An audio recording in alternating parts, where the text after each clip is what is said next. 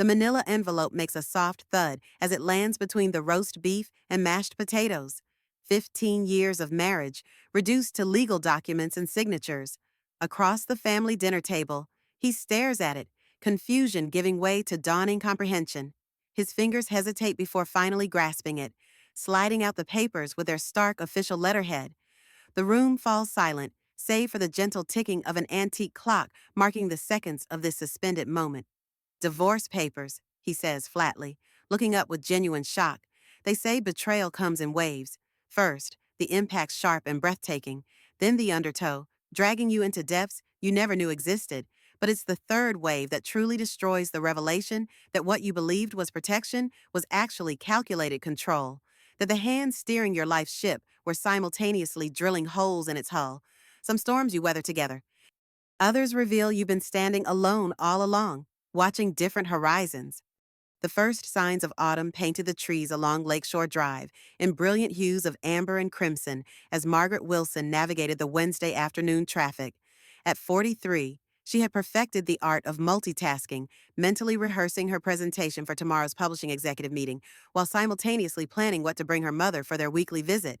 Patricia Stevens had been diagnosed with early-stage Alzheimer's 6 months ago, and though she still maintained her independence in her small apartment at Lakeside Assisted Living, the subtle progression of the disease haunted Maggie with each visit. "Call Richard," she instructed her car's Bluetooth system, adjusting her rearview mirror as she merged into the left lane. After 3 rings, her husband's voice filled the car's interior. "Hey, Mags, I'm heading into a meeting." "Everything okay?" "Just checking if you're still planning to join me at Mom's tonight," Maggie asked, already anticipating his answer. Over the past year, Richard's visits with her mother had become increasingly infrequent, always preempted by some urgent work matter. "Ah, damn it, I completely forgot. The Reynolds project proposal deadline got moved up. I'll be at the office until at least 9. The practiced regret in his voice was familiar. "Give your mom my love." "Okay, I'll make it up to her this weekend, I promise." Maggie sighed quietly. "Sure, I'll let her know. Thanks for understanding, babe. You're the best. Gotta run. They're calling me in." The call ended, leaving Maggie alone with the soft hum of the car's engine and the nagging suspicion that had been growing in her mind for months. 15 years of marriage had attuned her to Richard's patterns, and lately, something felt distinctly off. The late nights at the office had increased exponentially. His phone now remained perpetually face down. Weekend golf outings stretched from 4 hours to entire days. Small changes, perhaps insignificant in isolation, but collectively forming a troubling mosaic. Maggie exited onto Howard Street, heading east toward her mother's facility. Her thoughts drifted to the upcoming family dinner at her parents' house this weekend, an annual tradition that had continued even after her father's passing 3 years ago. The entire extended family would gather, sharing updates and maintaining connections. Richard had always been the charming son-in-law, the financial success story her father had admired. This year, he had been oddly noncommittal about attending. A flash of movement caught her peripheral vision, a red sedan cutting across lanes without signaling. Maggie slammed on her brakes, but the impact was unavoidable. Metal crunched against metal as her Volvo collided with the sedan's rear quarter panel, sending both vehicles skidding toward the curb. "Damn it!" Maggie gripped the steering wheel, her heart racing as the cars came to a stop. She took a deep breath, assessing herself for injuries. Nothing serious, just the sharp sting of the seatbelt against her chest and a slight throb in her wrist from bracing against the steering wheel. The driver of the red sedan, a young man barely out of his teens, approached her window, cell phone already in hand. "Oh my God, I'm so sorry I didn't see you there. Are you hurt?" His voice trembled with panic. "I'm okay," Maggie assured him, stepping out of her car to survey the damage. The front bumper of her Volvo was crumpled, the headlight on the driver's side shattered. "Are you all right?" The young man nodded, visibly relieved. "Yeah, just shaken up. I was trying to make the turn and didn't check my blind spot. My dad's going to kill me. This is his car." Maggie felt a pang of sympathy beneath her frustration. "We all make mistakes. Let's exchange insurance information and get this sorted out." As the young driver called his father, Maggie reached into her glove compartment for her insurance card. Richard handled all their auto insurance through his company's group plan, and she knew he kept the documentation in the small leather portfolio tucked beside the vehicle manual. Her fingers brushed against something unexpected, a folded slip of paper that hadn't been there when she'd retrieved the registration last month. Curiosity overrode her usual respect for Richard's organizational system. She unfolded the paper, a hotel receipt from the Peninsula Chicago, dated 3 weeks ago. a Thursday night when Richard had claimed to be in Milwaukee for a client meeting.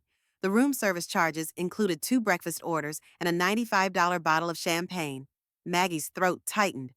She quickly refolded the receipt and tucked it into her jacket pocket just as the young man approached with his father on speakerphone. With practiced composure, she focused on handling the immediate situation, exchanging information and arranging for a tow service while her mind raced with implications she wasn't yet ready to confront. 40 minutes later, after declining the responding officer's suggestion to visit the emergency room, Maggie sat in the back of a rideshare vehicle, heading toward her mother's facility. The accident had delayed her by nearly an hour, and her mother would be worried. As the car wound through familiar neighborhoods, Maggie's fingers traced the edges of the hotel receipt in her pocket. The paper felt like it was burning through the fabric. Her phone chimed with a text from Richard, checking in on that vendor contract. "Did you leave it on my desk?"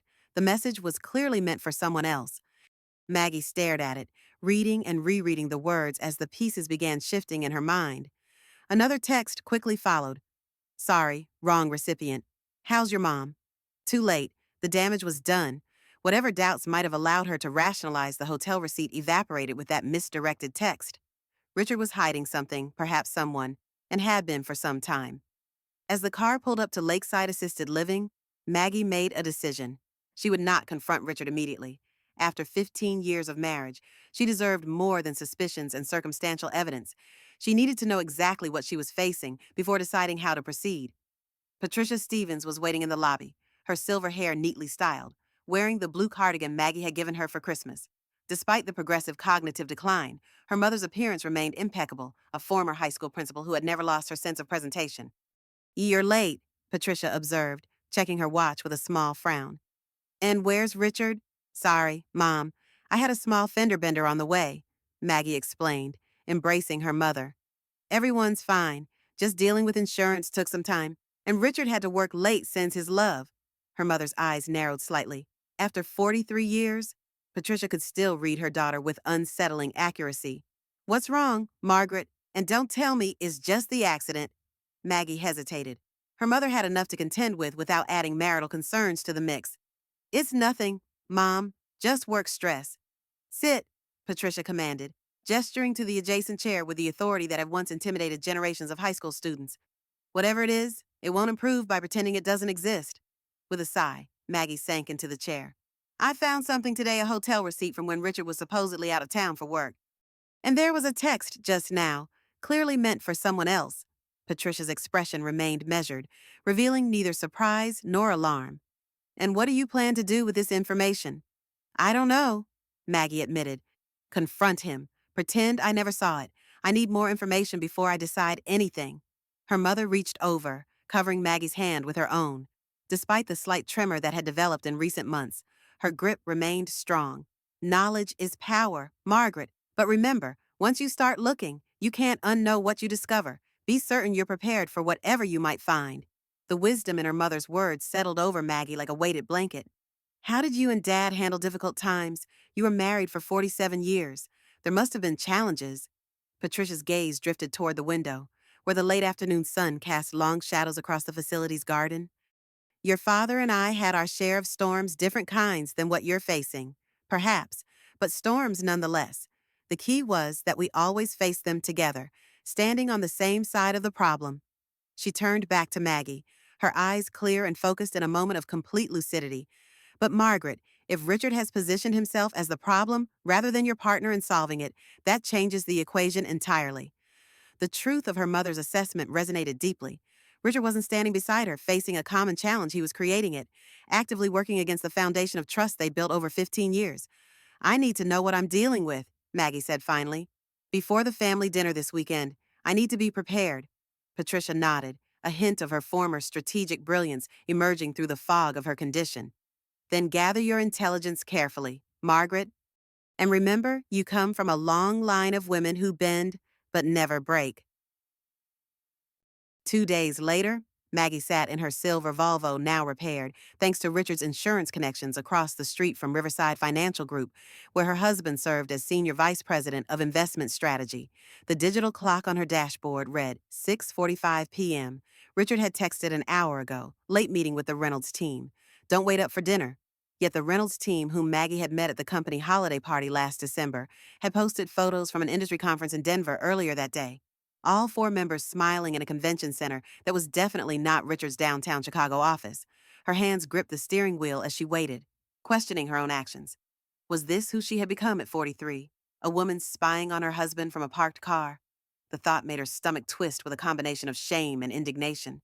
But her mother's words echoed. Knowledge is power. At 7:10 p.m., Richard emerged from the building's revolving doors, his tall frame easily recognizable even from a distance. He wore his navy suit, Maggie's favorite, and carried his leather briefcase in one hand while checking his phone with the other. Instead of heading toward the parking garage where his BMW waited, he turned south and walked 2 blocks to the Regent Hotel. Maggie waited 5 minutes before following, her heart pounding against her ribs as she entered the hotel's elegant lobby. Richard was nowhere in sight, but the intimate bar to the right hummed with after-work patrons. She scanned the space, careful to remain partially concealed behind a large decorative column. And there he was, settled in a corner booth, a glass of scotch already in hand. Across from him sat a woman with auburn hair styled in a sleek bob, wearing a fitted black dress that accentuated her curves. Even from a distance, Maggie recognized her immediately, Claire Reynolds. Not a client's wife as Maggie had initially assumed at company functions, but Richard's colleague's daughter and Maggie's second cousin. The realization hit her with physical force, momentarily stealing her breath. Claire was 15 years younger than Maggie, just 28, and had always looked up to her as a mentor. They had spent holidays together, shared family milestones. The betrayal wasn't just marital, it was familial, a double violation that made Maggie's knees weaken. She watched as Richard reached across the table, taking Claire's hand in his. The intimate gesture was unmistakable, as was the way Claire leaned forward, her expression a mixture of adoration and complicity. They were clearly comfortable together, their body language suggesting a relationship well beyond its initial stages. Maggie retreated from the lobby before either could spot her, the taste of bile rising in her throat. Outside, the evening air felt insufficient as she gulped it down, trying to steady herself against the building's stone facade. Her phone buzzed with a text from Richard meeting running long. Might crash at the office to finish proposal. Don't wait up. The blatant lie crystallized something within her. This wasn't a momentary indiscretion or a midlife crisis to be weathered. This was calculated deception, month after month of lies, told with such ease that they revealed a fundamental character flaw she had somehow overlooked for 15 years. Instead of driving home, Maggie found herself navigating to a familiar address in Lincoln Park. Linda Parker's townhouse was exactly as Maggie remembered it, immaculately maintained with window boxes still blooming, despite the advancing autumn. They had worked together at Wellington Publishing for 5 years before Linda retired to start her own private investigation firm, specializing in corporate fraud. They had maintained a friendship through occasional lunches and holiday cards, though it had been at least 6 months since they'd connected. Linda answered the door in yoga pants and a Northwestern University sweatshirt, her silver-streaked hair pulled back in a practical ponytail. At 60, she carried herself with the same no-nonsense efficiency that had made her an exceptional financial editor. Maggie, surprise registered on her face, quickly followed by concern. "What's wrong? You look like you've seen a ghost." "I think my husband is having an affair," Maggie said without preamble, "with my cousin, and I need your help." 20 minutes and one large glass of Pinot Noir later, Maggie had outlined the situation, the hotel receipt, the misdirected text, and her surveillance confirming the affair with Claire. Linda listened without interruption, her editorial mind clearly organizing the information into relevant categories. When Maggie finished, she set down her own untouched wine glass and leaned forward. "What exactly do you want to know, Maggie? And more importantly, what do you plan to do with the information?" It was the same question her mother had asked, but coming from Linda with her investigative perspective, it carried different weight. Maggie considered carefully before answering. "I need to know how long it's been going on, if there's a pattern of financial deception alongside the personal betrayal. Richard manages all our investments, our retirement accounts. I've trusted him completely with our financial future." She paused, the implications settling over her like a heavy cloak. "I need to know what I'm walking into before the family dinner this weekend. I won't be blindsided in front of everyone I love." Linda nodded, her expression softening with understanding. "The family dinner, that's where he plans to announce he's leaving you for her." "I don't know for certain," Maggie admitted. "But he's been evasive about attending, asking strange questions about who's coming, and he mentioned changes coming soon when we last spoke with my sister about it. Do you have access to your joint accounts, credit card statements, phone records?" Maggie felt a flush of embarrassment warm her cheeks. We have joint accounts, yes, but Richard handles all the finances. Since we married, he's the financial expert, and I. She trailed off, suddenly seeing the arrangement through Linda's practical eyes. I trusted him. Linda didn't judge, merely nodding as she reached for a leather-bound notebook on the coffee table. Let's start with what you can access immediately: bank statements, credit card accounts, investment portfolios. You'll need your own copies of everything, secured somewhere Richard can't reach. You think he'd try to hide assets? The question felt surreal, leaving Maggie's lips. This was Richard. They were discussing the man who had nursed her through pneumonia 3 years ago, who had stood stoically beside her at her father's funeral, who had spent countless Sundays helping her mother with household repairs.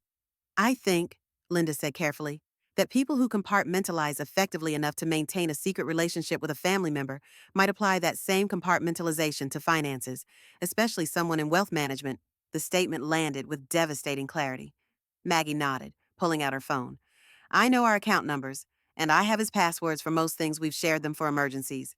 Good. Let's start there. And Maggie, Linda added, her tone gentling. You should speak with a divorce attorney, sooner rather than later. I haven't decided. You don't have to file anything immediately, Linda interrupted. But you need to understand your rights and options before confronting Richard. Knowledge is power, Maggie finished, her mother's words finding new resonance. Yes, you're right. What began that evening as an emotional outreach to a friend quickly evolved into a methodical investigation. Over the next 2 days, with Linda's guidance, Maggie uncovered disturbing patterns in their financial records. Credit card statements revealed numerous charges at restaurants and hotels in Chicago, Milwaukee, and even New York, all during periods when Richard claimed to be working late or traveling for different clients. More concerning were the unexplained transfers from their joint investment account: $25,000 here, $30,000 there, moving to an LLC called Riverside Horizon Partners that Maggie had never heard of. In total, nearly $400,000 had been redirected over the past 8 months. He's been siphoning our retirement savings, Maggie said numbly, staring at the statement Linda had helped her obtain directly from their investment firm. They sat at Linda's dining room table, which had become their de facto investigation headquarters. For what, setting up a new life with Claire? Linda frowned, tapping her pen against a legal pad covered in notes. Possibly, but these amounts and the LLC structure suggest something more complex. This looks like investment capital being pooled for a specific project. A memory surfaced, Richard mentioning a Riverside development opportunity 6 months ago, something he was considering through work but ultimately decided against.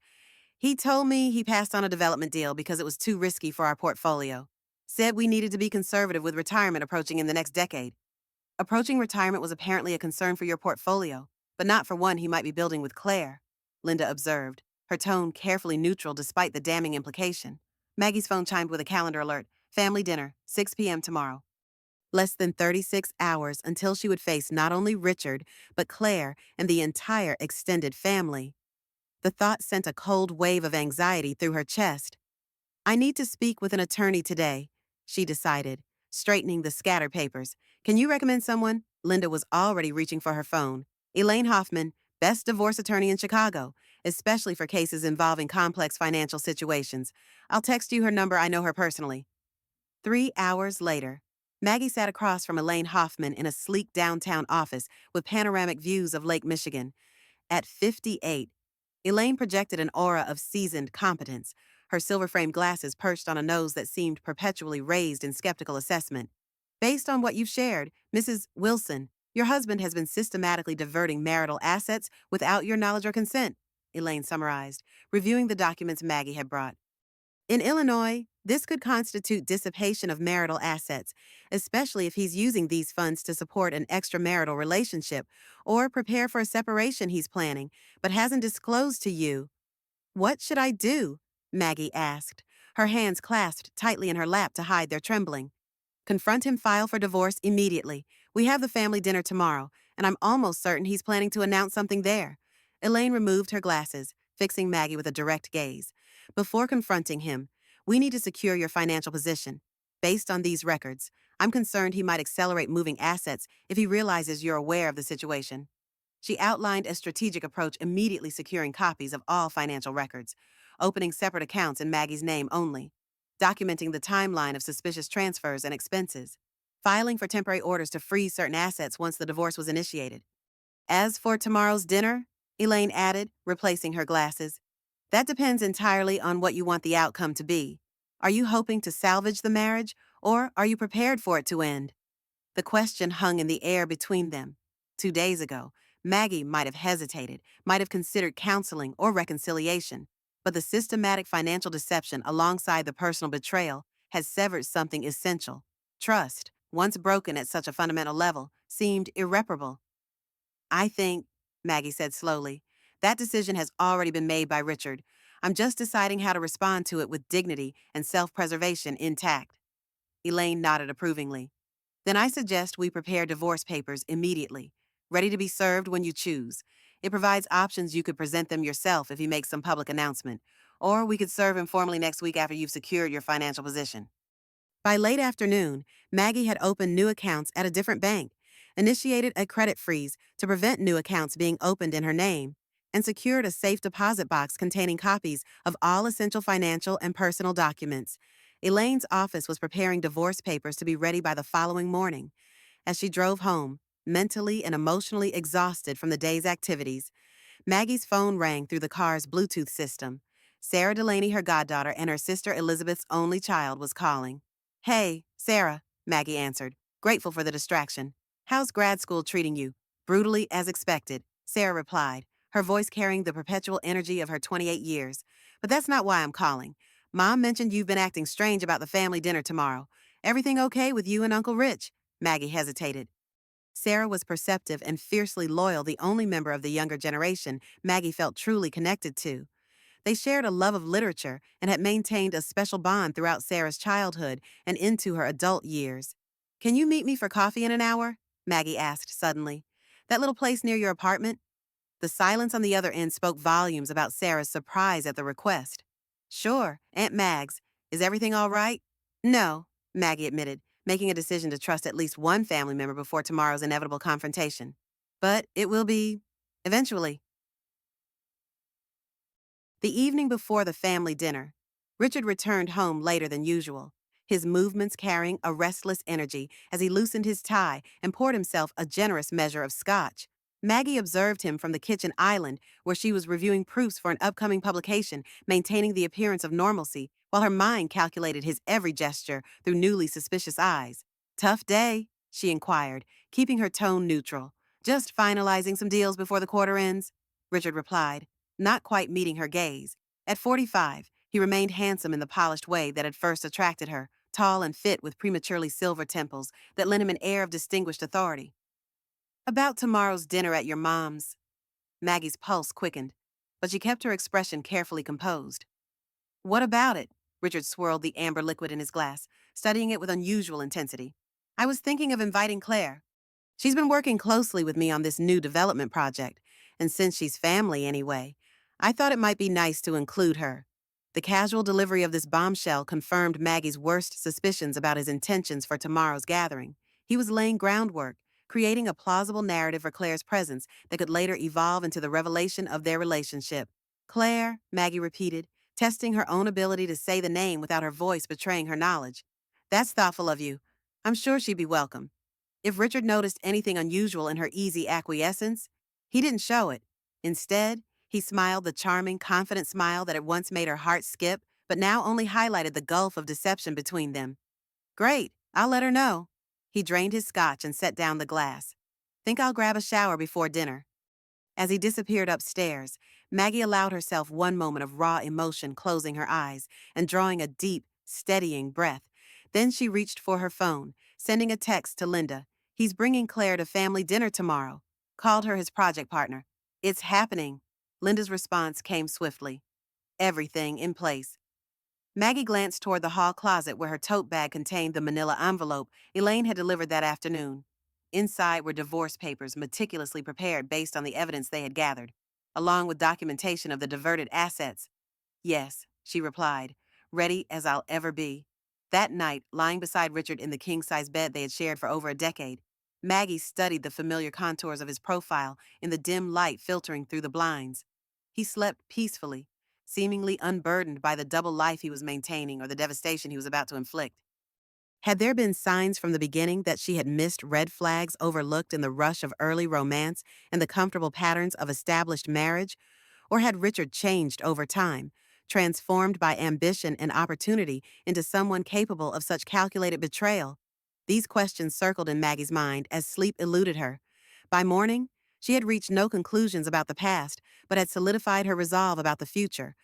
Whatever happened at tonight's dinner, she would not be the victim of Richard's narrative. She would write her own.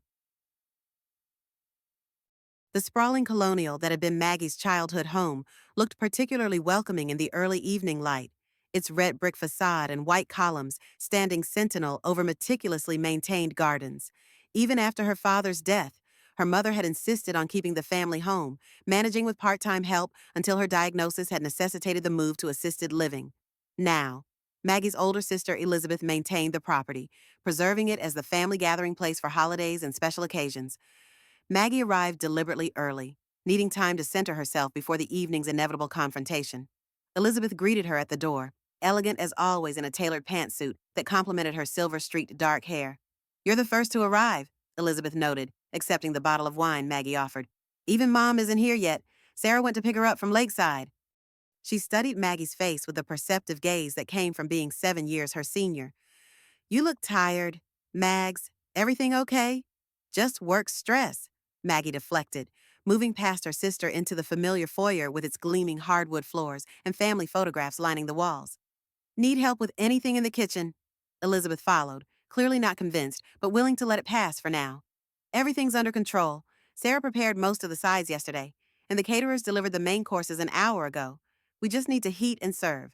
In the spacious kitchen, Maggie found comfort in the routine preparations, arranging serving dishes, checking wine temperatures, folding linen napkins into precise triangles. The methodical tasks provided a welcome distraction from the nervous energy building inside her. "Richard's bringing Claire Reynolds tonight," she mentioned casually as Elizabeth checked the roast beef in the warming drawer. "She's been working with him on some development project." Elizabeth straightened, surprise evident in her raised eyebrows. "Claire, our cousin Patricia's girl. That's unexpected. I didn't realize she and Richard worked together." "Apparently, they've become quite close," Maggie replied, the understatement bitter on her tongue. Before Elizabeth could probe further, the front door opened, heralding Sarah's arrival with Patricia. Maggie moved quickly to assist her mother, who looked particularly elegant in a blue dress that matched her eyes, her silver hair styled professionally for the occasion. "The house looks wonderful," Patricia commented, surveying the familiar space with a wistful smile. "Just as your father would have wanted it for family gatherings." The mention of her father sent a pang through Maggie's chest. How would Thomas Stevens have handled tonight's situation? With his unwavering moral compass and protective instincts toward his daughters, he would have been a formidable ally. His absence felt particularly acute as Maggie helped her mother settle into the living room's most comfortable chair. Sarah caught Maggie's eye from across the room, offering a subtle nod of encouragement. Their coffee meeting the previous day had been emotional, but ultimately strengthening. After the initial shock of learning about Richard and Claire, Sarah had transformed from stunned goddaughter to fierce supporter, helping Maggie refine her approach to the evening ahead. Gradually, the house filled with family members, Maggie's Aunt Helen and Uncle Robert, cousins from her mother's side, Elizabeth's husband James, and a few close family friends who had attended the annual dinner for decades. By 6:30, only Richard and Claire remained conspicuously absent. "Should we start without them?" Elizabeth suggested as she refreshed their mother's water glass. "The food's ready, and everyone's getting hungry."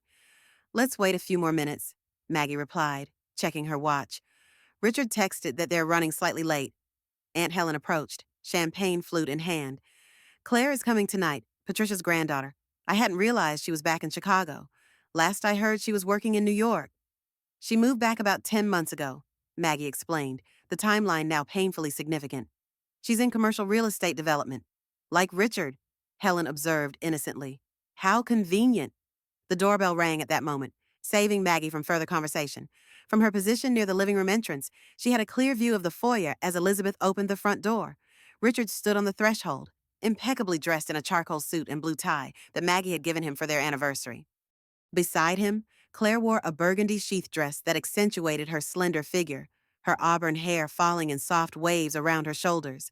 What struck Maggie most forcefully was their body language, the subtle possession in Richard's hand at the small of Claire's back, the practiced way they moved together through the doorway, the intimate familiarity that suggested months rather than the occasional professional collaboration Richard had described. They were comfortable as a couple, rehearsed. This wasn't a new development or a momentary indiscretion. This was a relationship that had developed and deepened over time, right under Maggie's trusting gaze. Elizabeth's expression shifted almost imperceptibly as she greeted them, her welcoming smile not quite reaching her eyes. Perhaps she had noticed the same telling details, or perhaps Sarah had confided in her mother after yesterday's coffee meeting. Either way, Maggie felt a surge of gratitude for her sister's composed reception. "Sorry we're late," Richard announced to the gathered family, his confident voice carrying through the foyer. Traffic was a nightmare downtown.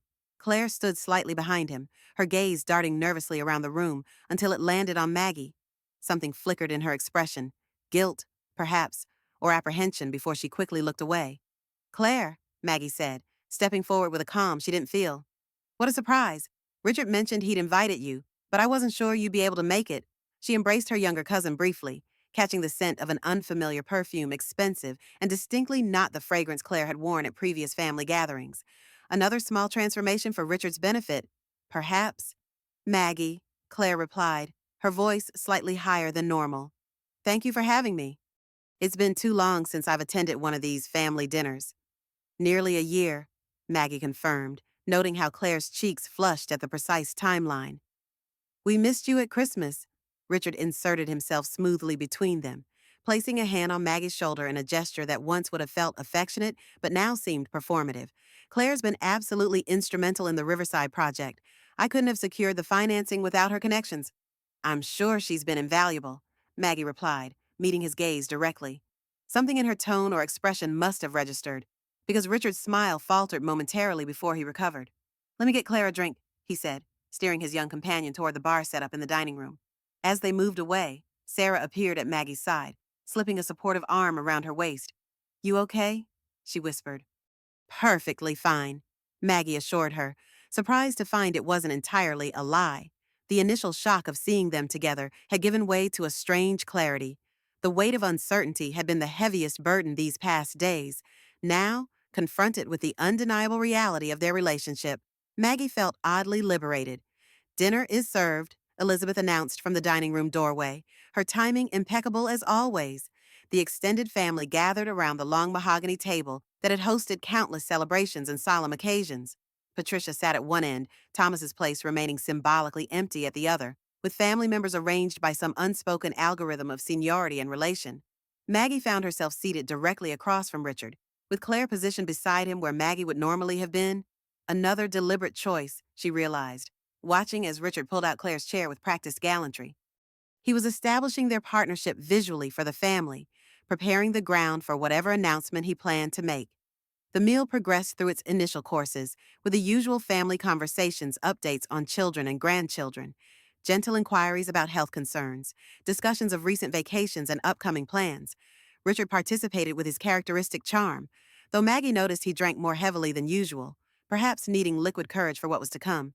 Claire, by contrast, spoke little, responding to direct questions but otherwise maintaining a studied focus on her plate. The tension radiating from her was palpable, visible in the tight set of her shoulders and the way she repeatedly tucked her hair behind her ear, a nervous habit Maggie recognized from family gatherings when Claire was a teenager. As the main course was cleared and dessert was being prepared in the kitchen, Richard clinked his knife against his wine glass, the sharp sound cutting through multiple conversations and drawing all eyes to him.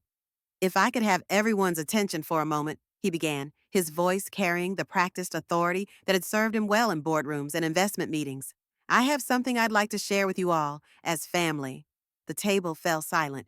Maggie set down her water glass, meeting Sarah's gaze briefly across the table before focusing on Richard.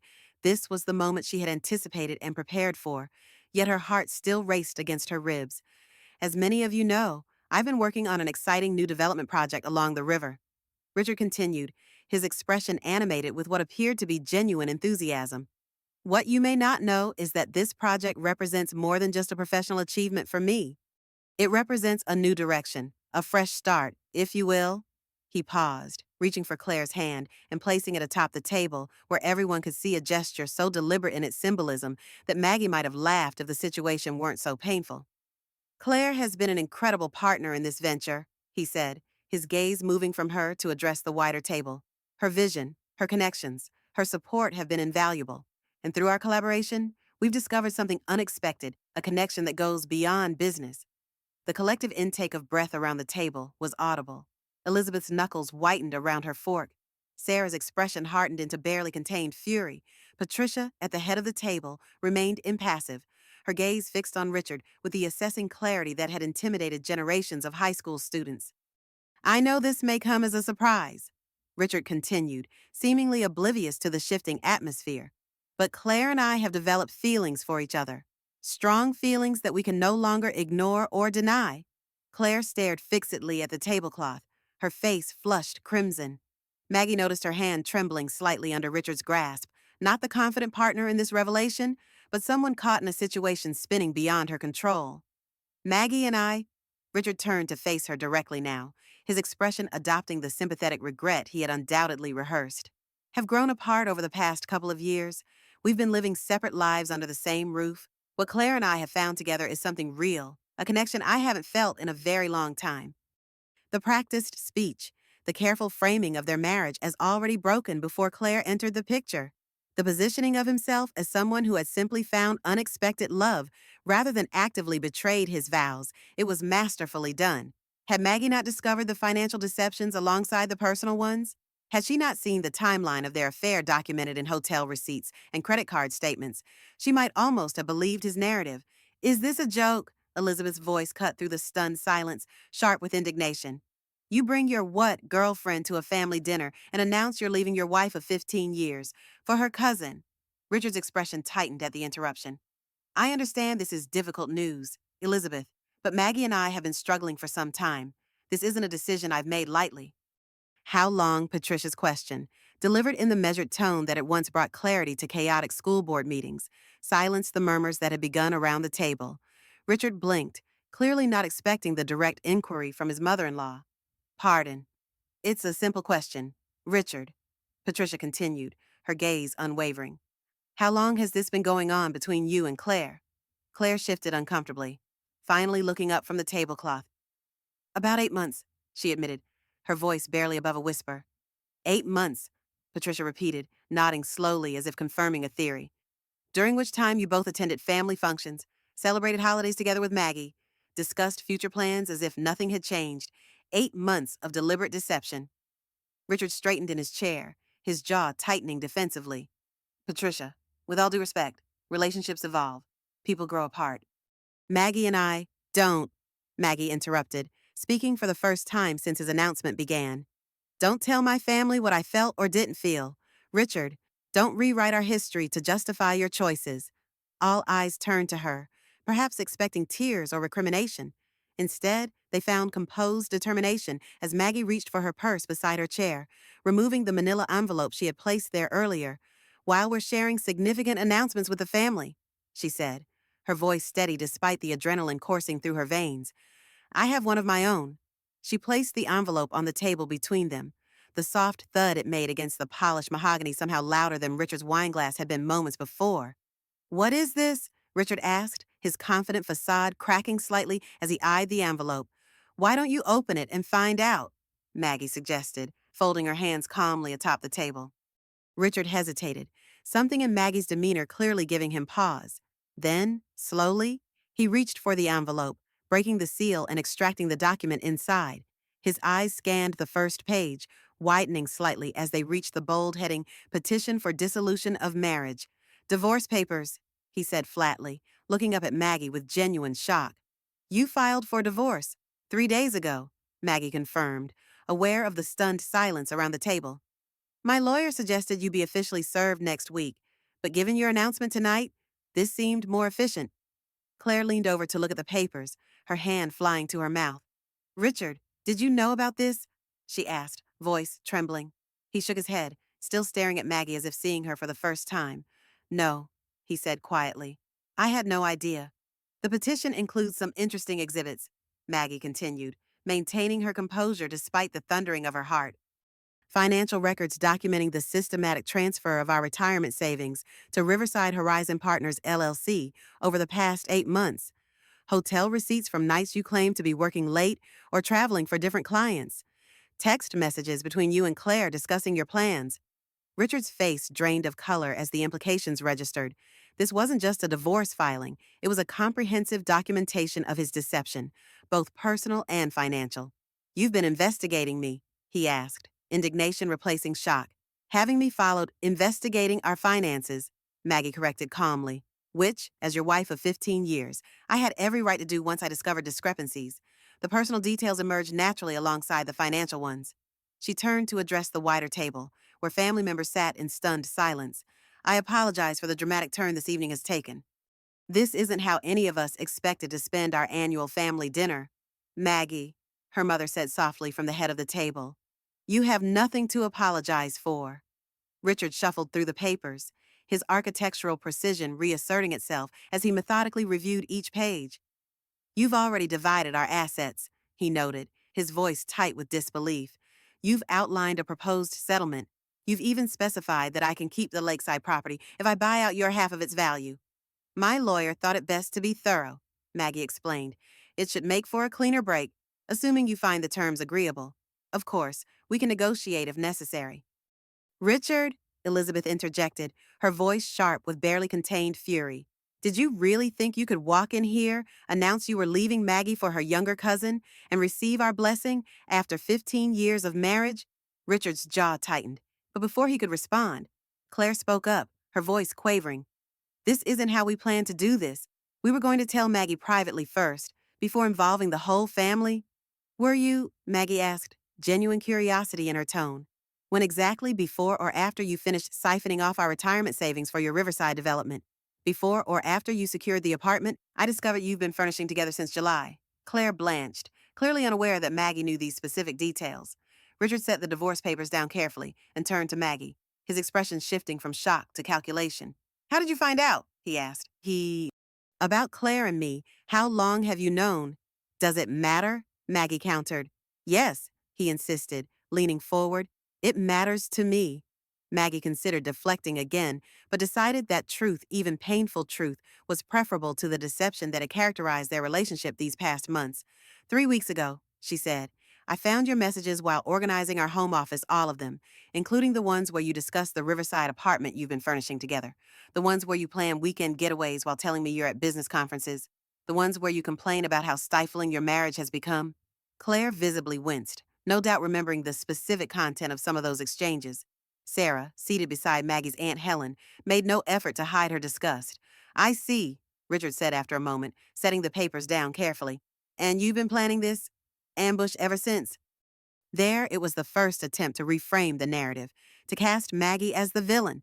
Classic Richard, always finding ways to position himself as the reasonable party even when caught in blatant wrongdoing.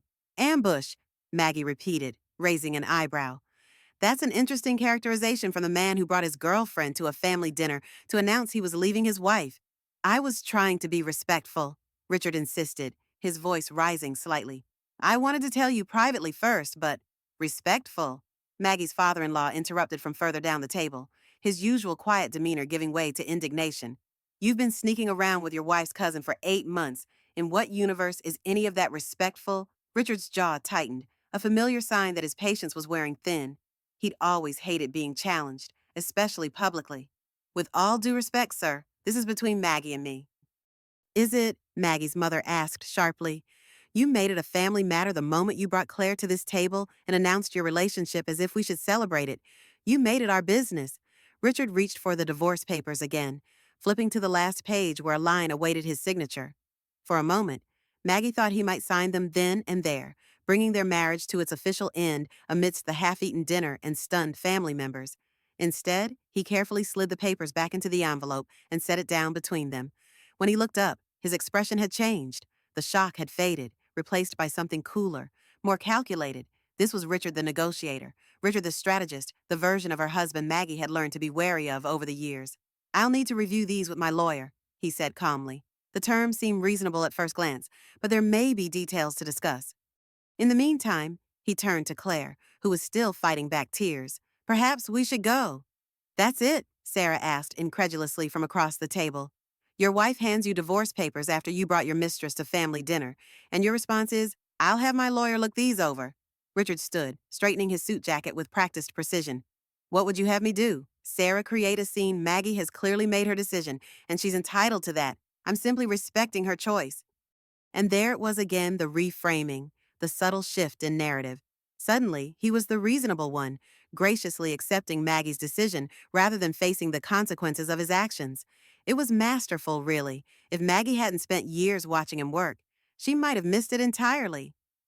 Richard, she said as he pulled out Claire's chair, you forgot something. He paused, looking back at her with a raised eyebrow. What's that? Maggie gestured to the envelope. Your copy of the divorce papers. You'll need them for your lawyer. For a brief moment, something flashed in Richard's eyes, genuine emotion breaking through the carefully constructed facade, before he reached for the envelope, tucking it into his inner suit pocket without another word. As Richard and Claire made their hasty exit from the dining room, Maggie remained seated, her posture straight, her expression composed despite the tumult of emotions churning beneath the surface. The family dinner, meant to be a celebration of connection and continuity, had transformed into something else entirely, a public accounting of betrayal and its consequences. Yet amid the wreckage of her marriage, Maggie felt the first stirrings of something unexpected relief. The weight of suspicion and uncertainty had lifted, replaced by the clarity of action and purpose. For the first time in years, perhaps the first time in her entire marriage, Maggie had taken control of her own narrative. Whatever came next, the legal battles, the financial negotiations, the inevitable gossip and speculation, she would face it on her own terms, with the strength that came from finally seeing the truth, however painful, and responding with dignity rather than despair. As her mother had reminded her, she came from a long line of women who bent, but never broke. The morning after the disastrous family dinner dawned with the peculiar stillness that follows life-altering events. Maggie woke in her childhood bedroom at her mother's house, where she had retreated after the confrontation with Richard. The twin bed, with its familiar purple quilt made by her grandmother decades ago, felt both comforting and confining, a physical reminder that, at 43, she found herself in an unexpected state of transition. Sunlight filtered through the sheer curtains, casting soft patterns across the room as Maggie reached for her phone on the nightstand. The screen displayed a barrage of notifications, 3 missed calls, and 7 texts from Richard, 2 voice messages from Claire, a string of supportive messages from family members who had witnessed last night's events, and a particularly colorful text from Sarah promising to personally ensure that Architectural Ass gets everything he deserves. Ignoring them all, Maggie swung her legs over the side of the bed and padded to the adjoining bathroom. The face that greeted her in the mirror looked remarkably composed, despite the emotional turbulence of the past 24 hours. There were shadows beneath her eyes, certainly, but her gaze remained clear and focused, the eyes of a woman who had faced her worst fears and survived the encounter. She splashed cold water on her face, the shock of it fully awakening her to the reality of her new situation. She was getting divorced. After 15 years of building a life with Richard, she would now need to dismantle it piece by piece, sorting through the emotional and practical debris to determine what was worth salvaging and what needed to be discarded entirely. The thought was simultaneously terrifying and exhilarating, a blank canvas stretching before her, unmarked by Richard's preferences or expectations for the first time in over a decade. Downstairs, she found her mother and sister in the kitchen, their conversation halting abruptly as she entered. Elizabeth stood at the stove flipping pancakes with practiced precision, while Patricia sat at the kitchen island, her reading glasses perched on her nose as she scrutinized the morning newspaper. Good morning, Maggie said, pouring herself a cup of coffee from the pot Elizabeth had already prepared. How did you sleep? Patricia asked, removing her glasses and studying her daughter with a penetrating gaze that age and illness had not diminished.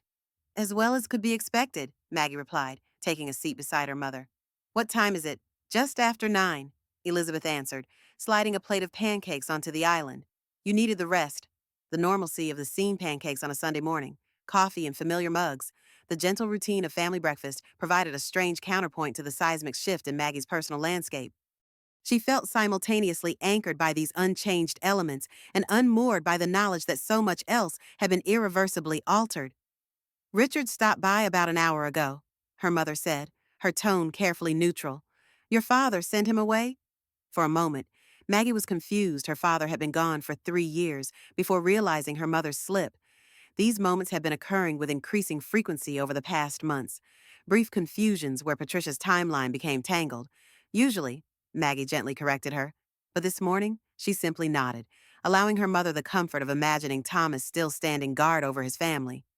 Dad always could see through Richard's charm, she said softly, accepting the plate Elizabeth passed her. What happens now? Elizabeth asked, joining them at the island with her own breakfast. The practical question, so characteristic of her sister, brought Maggie's focus back to the immediate challenges ahead. Now I meet with my lawyer tomorrow to finalize the temporary financial orders, find an apartment, and begin the process of untangling 15 years of shared life. Maggie cut her pancakes into precise triangles, a habit she'd maintained since childhood. The divorce itself will take months, especially if Richard contests the asset division. Will he? Patricia asked, her gaze sharpening with momentary clarity. Maggie considered the question, remembering the calculated look in Richard's eyes as he reviewed the divorce papers. Probably. Not because he particularly wants our house or most of our possessions, but because control has always been Richard's preferred currency. Dragging out the process gives him more opportunities to exert that control. Elizabeth's expression hardened. He's got another thing coming if he thinks he can manipulate this situation. After what he did with Claire, of all people, he should consider himself lucky if he walks away with the clothes on his back. It's not that simple, Maggie explained, appreciating her sister's fierce protectiveness but recognizing the legal realities. Illinois is an equitable distribution state. The court will aim for fairness, not punishment, regardless of infidelity. What might help us is the financial documentation showing he diverted marital assets without my knowledge or consent. For his little love nest with Claire, Elizabeth muttered, her disgust evident. Actually, Maggie corrected, primarily for the Riverside Development Project. That's what makes this more complicated. He wasn't just spending money on hotels and gifts, he was investing substantial sums in a business venture without my knowledge. Patricia frowned, setting aside her barely touched breakfast. He used your retirement savings for a real estate project at his age. That seems remarkably short-sighted. The observation, so incisive despite Patricia's cognitive challenges, struck Maggie forcefully. It was short-sighted, especially for Richard, who had built his career on prudent financial planning and risk management. The Richard she had known for 15 years would never have jeopardized their retirement security for a speculative real estate venture, no matter how promising. That's exactly what's been bothering me, Maggie admitted. It's completely out of character for him to take this kind of financial risk, especially with retirement only 15 to 20 years away. Elizabeth shrugged, refilling her coffee cup. People do stupid things when they're infatuated, especially middle-aged men trying to impress younger women. Maybe, Maggie conceded, though the explanation felt insufficient. Richard's financial acumen had always been his defining professional characteristic. Even in the grip of midlife crisis or new romance, it seemed unlikely he would abandon the conservative investment approach he had advocated throughout their marriage. Her phone buzzed with an incoming call, Elaine Hoffman, her divorce attorney. I should take this, Maggie said, stepping away from the island. Margaret, Elaine's crisp voice came through clearly, dispensing with pleasantries. I've received communication from Richard's attorney this morning. He's retained Gerald Weston. Maggie recognized the name immediately, a high-profile divorce lawyer known for aggressive tactics and exorbitant fees. That was quick. Indeed, Weston has requested an emergency hearing tomorrow regarding the financial separation. He's claiming you accessed accounts without authorization and is seeking to prevent any further action until formal discovery is complete. The legal maneuver was both predictable and revealing. Richard was moving swiftly to regain control of the situation, focusing first on finances, his area of greatest expertise and confidence.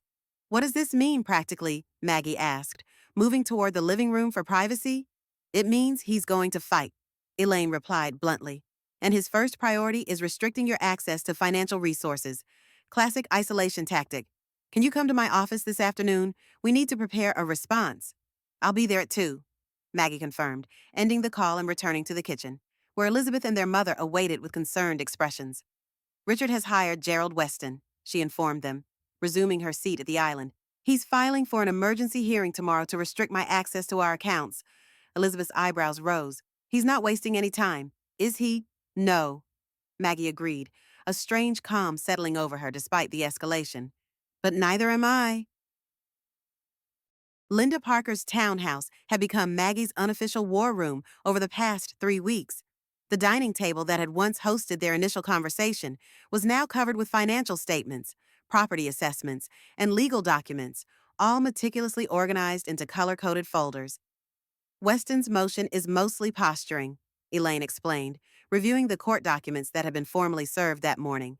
The 3 women, Maggie, Linda, and Elaine, sat around the table, coffee cups and legal pads positioned strategically among the paperwork. He knows you had every right to access joint accounts.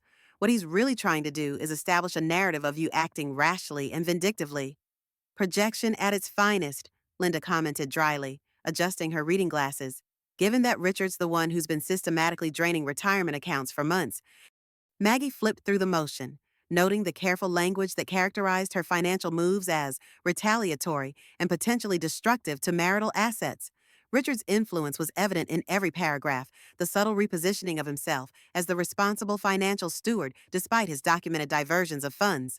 "What's our counter strategy?" she asked. Setting aside the document, Elaine leaned forward, tapping a manicured nail against her legal pad. "We focus on the timeline. Your actions came after discovering significant unauthorized transfers from joint accounts. We position your moves as protective rather than punitive. And we definitely highlight the Riverside Horizon Partners angle," Linda added. "That's where this gets interesting. I've been digging into that LLC, and there's something off about the whole setup." She pushed a folder toward Maggie, opening it to reveal corporate registration documents and a complex organizational chart. Riverside Horizon Partners was formed 9 months ago, with Richard listed as managing partner. But the majority investor is a shell company called Reynolds Equity Management. "Reynolds," Maggie repeated, the name triggering immediate recognition. "As in Claire's family?" Linda nodded. "Claire's father. Specifically, Thomas Reynolds appears to have contributed the majority of the capital for whatever project they're developing." This new information shifted Maggie's understanding of the situation significantly. So, Richard and Claire's relationship may have started as a business connection through her father. "Possibly," Linda acknowledged. "But here's where it gets murky. Reynolds Equity Management has had some cash flow issues recently. Their last two developments in New York underperformed significantly, and there are rumors of potential bankruptcy proceedings." Elaine frowned, the implications registering immediately. "So Richard may have been using marital assets to shore up a failing business venture tied to his girlfriend's family. It would explain the urgency and the risk-taking," Maggie mused, pieces falling into place. If Thomas Reynolds is facing financial collapse and Richard is involved both professionally and personally through Claire, he might be trying to protect his investment and his relationship by injecting cash," Linda finished, "even at the expense of your joint financial security." Elaine made several rapid notes on her legal pad. "This gives us excellent leverage for tomorrow's hearing. If we can demonstrate that Richard's transfers weren't just about funding his affair, but potentially about salvaging a failing business venture without your knowledge or consent, the judge will be unlikely to restrict your access to marital assets." Maggie nodded, absorbing the strategy while a deeper realization settled over her. Richard's betrayal wasn't simply personal, it was comprehensive, extending to the financial security he had always claimed to prioritize above all else. He had gambled their future not just on a relationship with Claire, but on a business venture that appeared increasingly questionable. "There's something else we should discuss," Linda said, closing the folder and meeting Maggie's gaze directly. "The lakeside property." The vacation home on Lake Michigan had been a wedding gift from Maggie's parents, a modest but charming cottage where she and Richard had spent countless weekends over the years. Though the property was technically marital, its origins as a gift from her family had always placed it in a somewhat separate category in Maggie's mind. "What about it?" she asked, sensing Linda's concern. "I found a recent mortgage filing," Linda explained, sliding another document across the table. "Taken out 3 months ago, using the property as collateral. The loan amount is $275,000. Maggie stared at the document, disbelief mounting as she recognized Richard's signature, alongside another that made her blood run cold, her own name, penned in an approximation of her handwriting that might fool a bank officer, but never someone who knew her well. "That's not my signature," she said quietly, looking up at Elaine. "I never signed this. I didn't even know about it." The attorney's expression darkened as she examined the document. "This is forgery, plain and simple, and mortgage fraud. Richard forged your signature to secure a loan against jointly owned property." "Where did the money go?" Maggie asked, turning to Linda, whose investigative skills had become increasingly valuable. "Based on the timing, it appears to have been invested directly into Riverside Horizon Partners," Linda replied. "Specifically, it coincides with a large capital contribution from Richard's personal accounts in the same amount, made 2 days after this loan closed."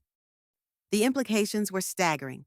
Richard hadn't just betrayed their marriage, he had potentially committed financial crimes that could have consequences far beyond their divorce. "This changes our approach significantly," Elaine said, her tone hardening with professional indignation. "Forgery and mortgage fraud elevate this from a contentious divorce to potential criminal activity. We need to notify the court immediately." As the strategic discussion continued, outlining their approach for tomorrow's hearing and the broader implications of these discoveries, Maggie found herself in the surreal position of discussing potential criminal charges against the man she had shared her life with for 15 years. The Richard she thought she knew, ethical, cautious, principled in his professional dealings, seemed increasingly like a carefully constructed facade that had finally crumbled under pressure. "Are you all right?" Linda asked quietly as Elaine stepped away to make a phone call. "This is a lot to process." Maggie considered the question, taking stock of her emotional state with the self-awareness that had become her anchor through this upheaval. "I'm angry," she admitted, "not just about the affair or even the divorce, but about this fundamental deception. He presented himself as the consummate financial protector, the one managing our security, while simultaneously putting everything at risk." Linda nodded, understanding in her eyes. "The betrayal of trust is often more devastating than the specific actions. You trusted him with your financial future." "With everything," Maggie corrected softly. "Our home, our retirement, my mother's care as her condition progresses. All the plans we made together for the next stage of life, they were built on financial assumptions that Richard was apparently dismantling behind the scenes."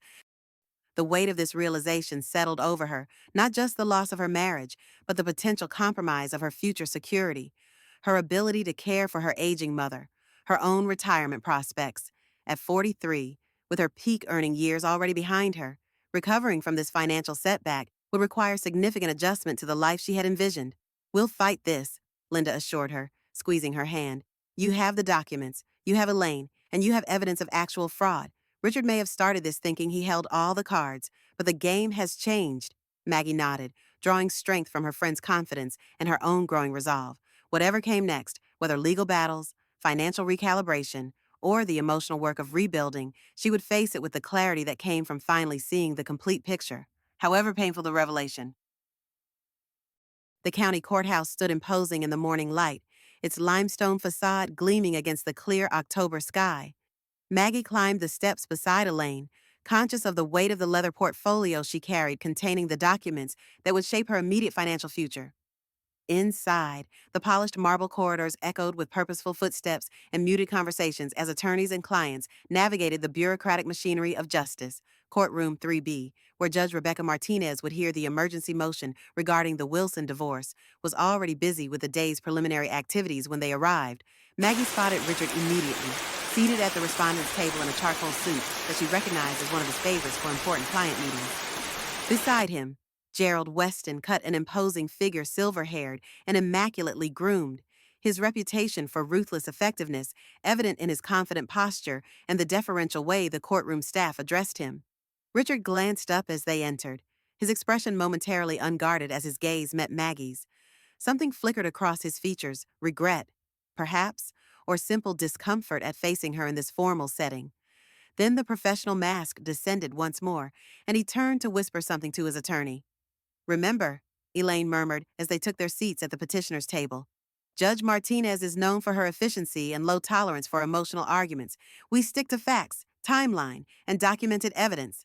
Maggie nodded, arranging her notes while surreptitiously observing Richard across the aisle.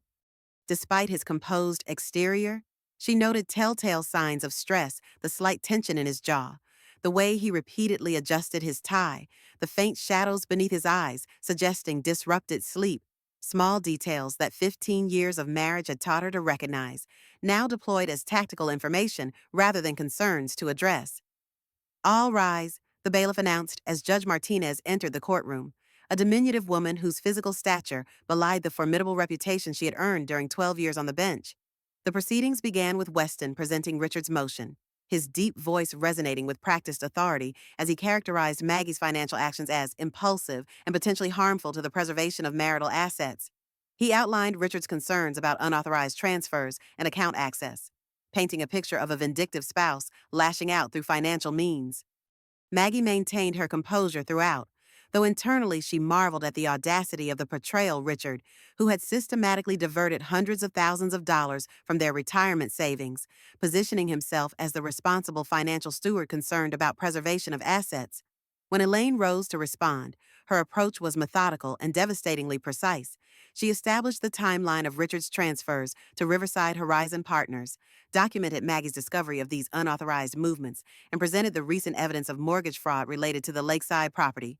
"Your Honor," Elaine concluded, My client's actions were not retaliatory, but protective taken after discovering significant unauthorized diversions of marital assets over an 8-month period.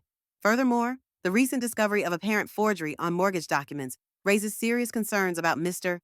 Wilson's financial conduct that extend beyond this divorce proceeding. Judge Martinez, who had listened attentively while reviewing the documents submitted as evidence, looked up sharply at the mention of forgery.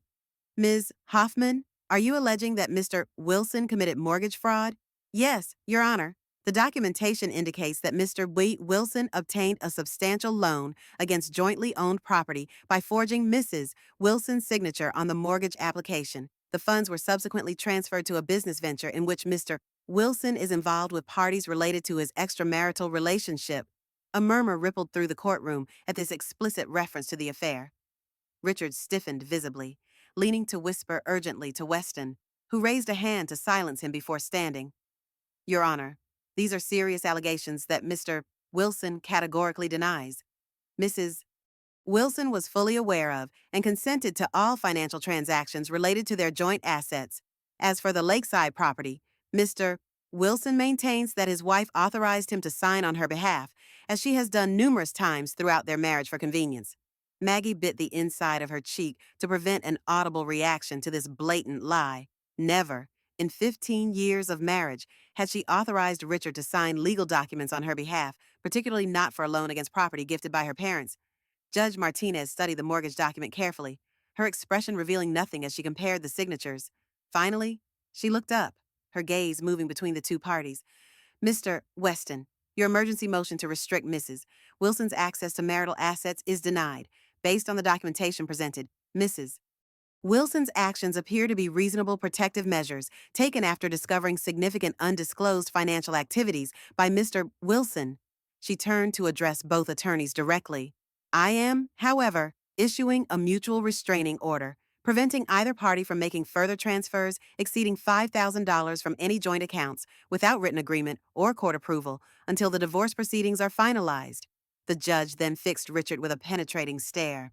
Mr. Wilson, the allegations regarding the lakeside property mortgage are concerning enough that I am referring this matter to the district attorney's office for review. Mortgage fraud is a serious offense with potential criminal implications beyond this court's jurisdiction.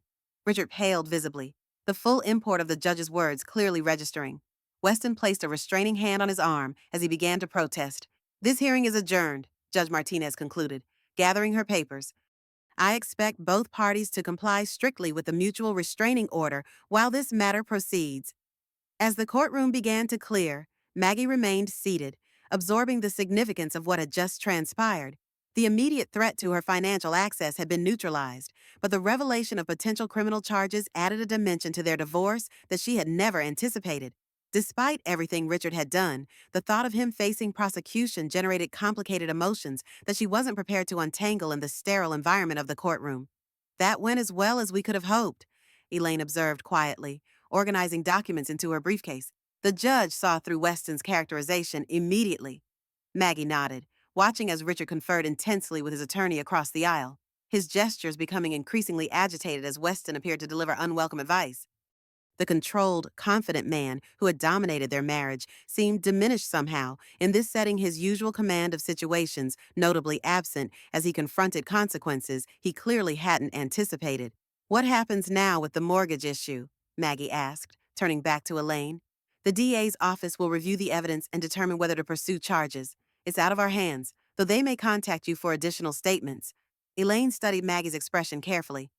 Having mixed feelings is normal, even after everything he's done. I'm not looking for vengeance, Maggie clarified, gathering her belongings. Just accountability and a fair resolution. If Richard committed fraud, that's between him and the legal system. As they prepared to leave, Richard approached their table, Weston following with obvious reluctance. The attorney had clearly advised against this direct contact, but Richard's stubborn insistence, a trait Maggie knew all too well, had apparently prevailed. Maggie, Richard began, his voice low and urgent, we need to talk, privately. Elaine stepped slightly forward, a protective gesture that Maggie appreciated but gently waved off. After 15 years of marriage, she could handle one conversation without a buffer. I have 5 minutes, she conceded, nodding to Elaine that it was all right to give them space. The attorneys retreated to opposite corners of the now empty courtroom, maintaining visual contact with their clients while allowing the semblance of privacy. Richard looked haggard up close, the confident facade he had maintained at the family dinner now visibly strained. Was this really necessary? He demanded, gesturing toward the judge's bench. Criminal referrals. You know I could lose my license if this escalates. The lack of any acknowledgement of wrongdoing, the immediate pivot to self-concern rather than accountability, confirmed for Maggie that she had made the right decision in filing for divorce. Even now, facing potential criminal charges, Richard's primary focus remained on consequences to himself rather than the actions that had precipitated them. You forged my signature on a mortgage against property my parents gave us, she replied evenly. What did you expect would happen when that came to light? I was going to pay it back before you ever knew, Richard insisted, lowering his voice further. The Riverside project is about to secure major municipal approval. The return on investment will more than cover the loan amount. Maggie studied him, trying to reconcile this desperate gambler with the methodical financial advisor she had married. That's not the point. Richard, you committed fraud. You took an enormous risk with our financial security without my knowledge or consent, while simultaneously carrying on an affair with my cousin. Richard ran a hand through his hair, a gesture of frustration she recognized from countless disagreements throughout their marriage. The Riverside situation is complicated. Thomas Reynolds is facing some financial difficulties that could impact the entire project if not addressed quickly. I was trying to protect our investment. Our investment? Maggie repeated incredulously. I didn't even know we had an investment in Riverside until I found the unauthorized transfers. This was your project, your relationship with the Reynolds family, your decision to risk our retirement savings. I was trying to secure our future, Richard insisted, a note of desperation entering his voice. The returns on this development will set us up for early retirement, provide security for your mother's care as her condition progresses. I had our best interests at heart. The mention of her mother sparked a fresh wave of indignation. Don't you dare use my mother's condition to justify financial fraud. You weren't thinking about her care when you were diverting our savings or when you were spending weekends with Claire instead of visiting Patricia with me. Richard flinched slightly at the direct reference to Claire, glancing around as if concerned about being overheard despite the empty courtroom. Look, the situation with Claire, it's complicated. It started as a professional relationship through her father, but it evolved. I never meant to hurt you. The familiar justification, so similar to his practiced speech at the family dinner, struck Maggie as hollow now that she understood the full context of their relationship. Is Claire aware that her father's financial troubles are part of your motivation for being with her? That your relationship gives you access to the Riverside project? Something flickered in Richard's eyes discomfort, perhaps, or simply surprise at being so transparently read. It's not like that. Claire and I have a genuine connection. The business aspect is separate. Nothing is separate with you, Richard, Maggie observed, the insight crystallizing as she spoke. Every relationship is a transaction, every connection an opportunity. I just never realized I was being managed like another investment in your portfolio until now. Richard's expression hardened, the vulnerable facade slipping to reveal the calculation beneath. You've clearly made up your mind about me. Fine, but dragging the DA into this helps no one. If I face charges, the financial implications for both of us could be severe. My career would be over. You should have considered that before forging my signature, Maggie replied simply. I'm not going to lie to protect you from the consequences of your own actions. She checked her watch, acutely aware of Elaine waiting nearby. My 5 minutes are up. Any further communication should go through our attorneys. As she turned to leave, Richard caught her arm not roughly, but with enough urgency to halt her movement. Maggie, please, for 15 years of marriage, for everything we've been through together, help me find a way to resolve this without criminal charges. I'll agree to your terms on the divorce, give you the house, whatever you want. The desperation in his voice was genuine, perhaps the most authentic emotion he had displayed since the discovery of his affair. For a brief moment, Maggie felt the pull of their shared history holidays and anniversaries, the quiet Sunday mornings reading together in bed, his steady presence at her father's funeral. 15 years couldn't be erased, even by betrayal of this magnitude, but neither could it justify protecting him from accountability, especially when his actions had jeopardized not only their marriage, but her financial security and potentially her ability to care for her mother as Patricia's condition deteriorated. I'm not pressing charges, Richard, she said finally. I simply reported what I discovered. What happens next is between you and the district attorney. Perhaps you should focus your considerable persuasive skills in that direction. With that, She gently but firmly removed his hand from her arm and walked away, joining Elaine near the courtroom doors. She didn't look back to see Richard's reaction, focusing instead on the path ahead, both literally, through the courthouse corridors, and figuratively, into the uncertain future she now faced alone. The Willowbrook Assisted Living Facility's garden provided a peaceful setting for difficult conversations. Maggie sat beside her mother on a wrought iron bench, watching as Patricia methodically broke pieces from a dinner roll to feed the gathering ducks. 2 weeks had passed since the court hearing, and the practical details of Maggie's separation from Richard had begun taking concrete form. The condo lease is finalized, Maggie explained, adjusting her scarf against the October chill.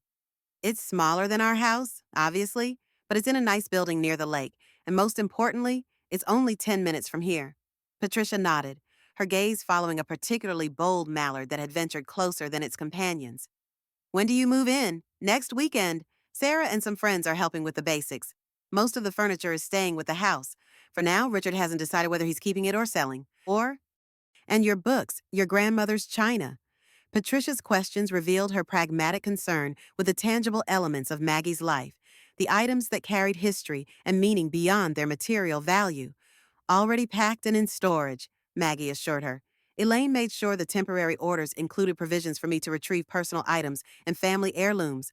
A comfortable silence settled between them, broken only by the soft quacking of ducks and the distant laughter of children on the facility's playground.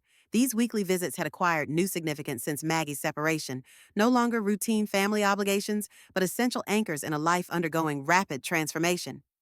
Have you heard anything more about Richard's legal troubles? Patricia asked finally, her gaze still fixed on the ducks, but her mind clearly tracking the conversation with complete clarity, one of her good days, when the fog of Alzheimer's temporarily lifted. The district attorney is still reviewing the evidence, Maggie replied. Richard's attorney is pushing for a settlement that would avoid charges restitution, community service, that sort of thing. Given his otherwise clean record and professional standing, they'll probably reach an agreement. Patricia turned to study her daughter's face. And how do you feel about that? It was the question Maggie had been asking herself repeatedly over the past 2 weeks, with no simple answer forthcoming. The anger that had initially fueled her decisive actions had gradually given way to a more complex emotional landscape. Not forgiveness, exactly, but a certain detachment that allowed her to view Richard's situation with neither vindictive satisfaction nor protective concern. Conflicted, she admitted. I don't want to see him destroyed professionally. 15 years of marriage doesn't disappear overnight, despite everything, but I also believe in accountability. Richard made calculated decisions that hurt many people, me, certainly, but also potentially his clients if the Riverside project fails. Patricia nodded slowly, seeming to weigh Maggie's words with the wisdom accumulated over 7 decades of life. Forgiveness and accountability aren't mutually exclusive, you know? You can wish someone well while still expecting them to face the consequences of their actions. I'm working on it, Maggie said with a small smile. Though forgiveness feels like a distant destination at this point. It always does, until suddenly it doesn't. Patricia returned to feeding the ducks, her movements deliberate despite the slight tremor in her hands. When your father had his affair, I thought I'd never forgive him. Maggie froze, the casual revelation landing like a physical blow. Dad had an affair when Patricia looked up, momentary confusion clouding her features before understanding dawned. Oh, I've never told you about that, have I? It was ages ago, when you were just starting high school. Elizabeth was already away at college. The discovery that her father, the moral compass of their family, the man whose approval Richard had so actively sought, had also shook foundations Maggie had believed unassailable. With who, for how long? A colleague at the university, another professor in his department. It lasted about 6 months before he ended it and confessed everything. Patricia spoke matter-of-factly, the pain of those events long processed and filed away. We separated briefly. I stayed with my sister while we decided whether the marriage could be saved.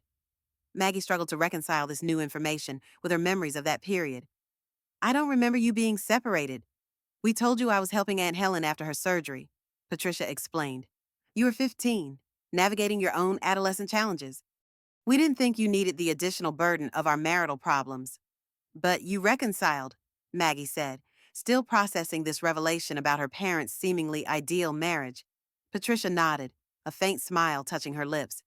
We did, not easily or quickly. It took counseling, time apart, then time together rebuilding trust. But we had 30 more good years after that crisis, some of our best years, actually, because we had done the hard work of truly seeing each other, flaws and all. The parallel to her own situation wasn't lost on Maggie, though the differences were equally significant. Dad didn't drain your retirement accounts or forge your signature on legal documents. No, Patricia agreed. The circumstances are different. I'm not suggesting you should reconcile with Richard, that's entirely your decision. I'm simply sharing that relationships can survive betrayal if both parties are committed to the hard work of rebuilding. Your father was. From what you've described, Richard seems more committed to saving himself than saving your marriage. The assessment was painfully accurate. In all their interactions since the discovery of his affair, Richard had focused primarily on mitigating consequences to himself, his reputation, his career, his financial position. Even his pleas regarding their marriage centered on what Maggie could do for him dropped the forgery issue, agreed to his terms rather than what he could do to repair the damage he had caused. I need to process this, Maggie said finally, the revelation about her father adding yet another layer to her already complex emotional landscape. All these years, I've held Dad up as the standard Richard could never quite meet, the perfect husband, the moral exemplar, and now you know he was human, Patricia finished gently. Flawed, capable of terrible mistakes, but also capable of genuine growth and redemption. Thomas worked every day for 30 years to deserve the second chance I gave him. He became a better husband because he almost lost everything that mattered. A realization settled over Maggie as her mother's words took root. The difference wasn't in the betrayal itself, but in what came after the willingness to do the difficult, unglamorous work of rebuilding trust day by day, year by year. Her father had chosen that path. Richard, it seemed, was seeking shortcuts and negotiated settlements, still approaching their marriage as a transaction to be managed rather than a covenant to be honored. Thank you for telling me, Maggie said, covering her mother's hand with her own. Even if the timing is a bit ironic, Patricia smiled, a flash of her former wry humor emerging through the increasing cognitive challenges. Sometimes the lessons we need find us exactly when we're ready to hear them, not a moment sooner. As they sat together feeding the ducks, Maggie felt something shift within her, not forgiveness for Richard. Not yet, but perhaps the first step toward the perspective that would eventually make forgiveness possible. Understanding that even good people sometimes made terrible choices didn't excuse those choices, but it did illuminate the complex humanity behind them. For now, that understanding would have to be enough as she continued navigating the practical and emotional wilderness of her new reality, one week, one decision, one moment of clarity at a time. The condo on Lakeshore Drive bore little resemblance to the craftsman home Maggie had shared with Richard. Smaller and more modern, with floor-to-ceiling windows offering expansive views of Lake Michigan, it represented the first space she had selected entirely according to her own preferences in over 15 years. 6 weeks after moving in, Maggie stood at those windows, watching early December snow swirl against the darkening sky as she cradled a mug of tea between her palms. The place had gradually taken shape around her bookshelves, lining one wall. Her grandmother's antique writing desk positioned to capture the morning light. Family photographs, selectively arranged to celebrate connections while minimizing painful reminders. Sarah had helped her paint the main living area a soft sage green that complemented the natural light, a deliberate departure from the neutral palette Richard had always preferred. The effect was both soothing and energizing, a visual representation of the careful balance Maggie was working to establish in all areas of her life. A knock at the door interrupted her contemplation of the gathering storm. Through the peephole, she was surprised to see Claire standing in the hallway, nervously shifting her weight from one foot to the other. Maggie hesitated, unsure whether she was emotionally equipped for this particular confrontation. She hadn't seen Claire since the disastrous family dinner nearly 2 months ago. Though she'd heard through family channels that her cousin had ended her relationship with Richard shortly after the court hearing revealed the extent of his financial deceptions, curiosity ultimately overrode caution. Opening the door, Maggie maintained a neutral expression as she regarded her younger cousin. Claire, this is unexpected. Claire looked diminished somehow, her usual polished appearance replaced by a more subdued version minimal makeup, hair pulled back in a simple ponytail, dressed in jeans and a sweater rather than the fashionable attire she typically favored. I should have called first, she acknowledged, her gaze not quite meeting Maggie's. I can go if this isn't a good time. Maggie considered the offer briefly before stepping aside. Come in, I just made tea. The younger woman entered cautiously, glancing around the condo with obvious curiosity. This is nice, different from the house, but it suits you somehow. Thank you, Maggie replied, gesturing toward the sofa as she moved to the kitchen to prepare another cup of tea. How did you find my address? Sarah, Claire admitted, perching on the edge of the couch rather than settling comfortably. She was reluctant, but I convinced her my intentions were, well, not malicious at least. Maggie returned with the tea, placing it on the coffee table before taking a seat in the adjacent armchair, close enough for conversation, but maintaining a deliberate distance. Why are you here, Claire? The direct question seemed to disarm Claire's carefully prepared approach. She stared down at her hands, visibly gathering courage before looking up to meet Maggie's gaze. To apologize. Not that an apology could ever be adequate for what I did, but because you deserve to hear it directly from me, face to face.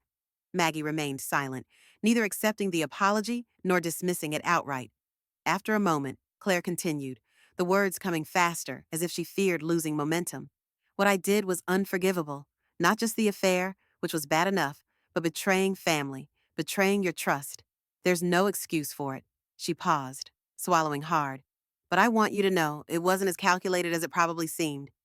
When I started working with Richard on the Riverside project, it was strictly professional. My father needed his expertise, his connections with the zoning board. Then, as we spent more time together, you developed feelings, Maggie finished for her, keeping her tone neutral despite the sharp edge of pain the words still carried. Claire nodded miserably. It sounds so inadequate when I say it out loud, so childish and selfish. But yes, I was attracted to him, his confidence, his success, the way he seemed to have everything figured out, and he made me feel special, important. She looked away, embarrassment coloring her cheeks. I know now he was manipulating me, using my feelings to maintain his connection to my father's development project. This confirmation of what Maggie had suspected, that Richard's relationship with Claire served both emotional and strategic purposes, brought more clarity than satisfaction. When did you realize that after the family dinner? Claire admitted. When you presented the divorce papers with all that financial documentation. Richard was different afterward, frantic about the project funding, pressuring me to convince my father to increase his investment. It became clear that I was valuable to him primarily as a connection to my father's money, not as a person. The revelation had clearly been painful, stripping away whatever romantic illusions Claire had constructed around their relationship. Despite everything, Maggie felt a pang of sympathy for her cousin. At 28, Claire was still navigating the complex intersection of professional ambition and personal relationships, still vulnerable to the manipulations of someone like Richard, who had mastered the art of identifying and exploiting such vulnerabilities. I'm sorry he hurt you too, Maggie said finally, surprising herself with the sincerity of the sentiment. Claire looked up sharply, clearly not expecting compassion. You have nothing to be sorry for. I'm the one who... I'm not excusing what you did, Maggie clarified. The choices you made caused real damage that can't be undone. But I can recognize that Richard has a pattern of manipulating people close to him for his own purposes. You're not the first, just the most recent. Claire nodded slowly, accepting both the acknowledgement of her culpability and the contextualizing of Richard's behavior. I've ended all contact with him, personal and professional. My father is restructuring the Riverside project without Richard's involvement. How is that going? Maggie asked, genuine curiosity overriding lingering resentment. The Riverside development had become a central element in the divorce proceedings, its viability directly impacting the valuation of assets Richard had diverted. Challenging, Claire admitted. Dad's financial situation is complicated. But we're securing new investors, and the preliminary zoning approval came through last week. It's still viable, just delayed. The conversation shifted to safer territory, the technical aspects of the development project, Claire's professional challenges, the broader real estate market in Chicago. As they talked, Maggie observed the younger woman with new perspective, noting both the family resemblance she had never fully acknowledged and the distinctive qualities that made Claire her own person, separate from the affair that had temporarily defined her in Maggie's mind. When Claire finally rose to leave an hour later, the atmosphere between them had transformed not to friendship or even comfortable familiarity, but to something approaching mutual respect within the boundaries of their complicated history. I don't expect forgiveness, Claire said at the door, meeting Maggie's gaze directly for perhaps the first time. But I want you to know that I'm truly sorry and that I'm working to become someone who would never make that kind of choice again. Maggie considered her response carefully, aware that whatever she said would likely be carried and revisited in Claire's mind for years to come. Forgiveness isn't a single moment, she said finally. It's a process, for both of us. I'm not there yet, but I'm glad you came today. It helps to see you as a whole person, rather than just an extension of Richard's betrayal. Claire nodded, understanding the measured response for the substantial offering it represented. Thank you for listening. For the tea. For not throwing me out immediately.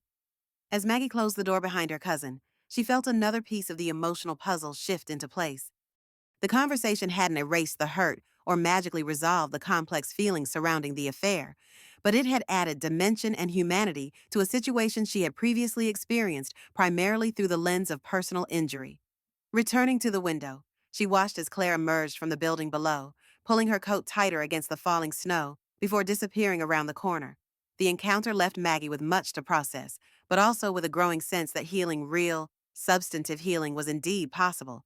Not despite confronting painful truths, but because of it.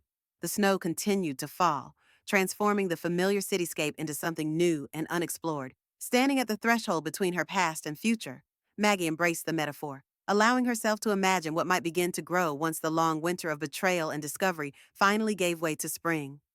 The snow continues to fall outside the window of Maggie's new lakeshore condo, transforming the familiar cityscape into something both foreign and full of possibility.